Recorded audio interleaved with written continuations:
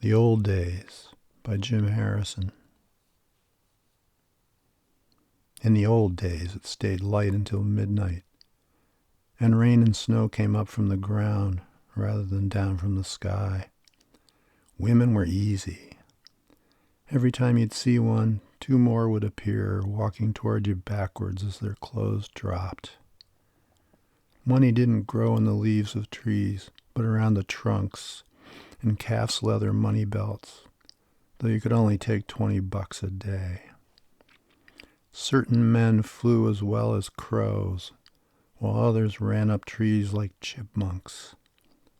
7 Nebraska women were clocked swimming upstream in the Missouri faster than the local spotted dolphins. Basenjis could talk Spanish, but all of them chose not to. A few political leaders were executed for betraying the public trust, and poets were rationed a gallon of Burgundy a day. People only died on one day a year, and lovely choruses funneled out of hospital chimneys where every room had a fieldstone fireplace. Some fishermen learned to walk on water, and as a boy I trotted down rivers, my fly rod at the ready. Women who wanted love needed only to wear pig's ear slippers or garlic earrings. All dogs and people in free concourse became medium-sized and brown. And on Christmas, everyone won the $100 lottery.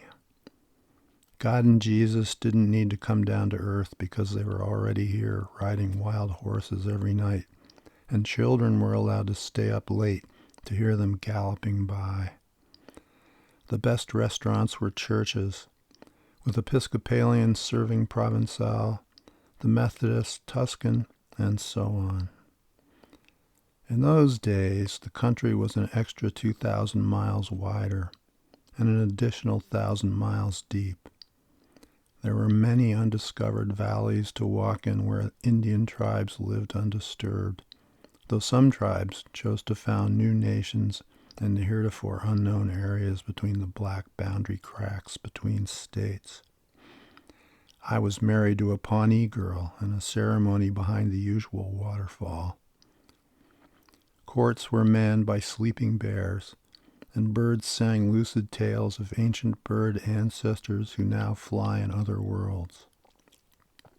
Certain rivers ran too fast to be usable, but were allowed to do so when they consented not to flood at the Des Moines Conference. Airliners were similar to airborne ships, with multiple fluttering wings that played a kind of chamber music in the sky. Pistol barrels grew delphiniums, and everyone was able to select 7 days a year that they were free to repeat. But this wasn't a popular program. In those days, the void whirled with flowers, and unknown wild animals attended country funerals. All the rooftops in cities were flower and vegetable gardens.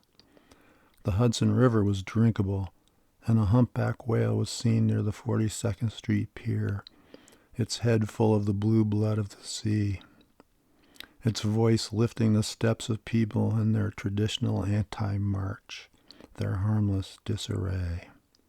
I could go on, but won't. All my evidence was lost in a fire, but not before it was chewed on by all the dogs that inhabit memory.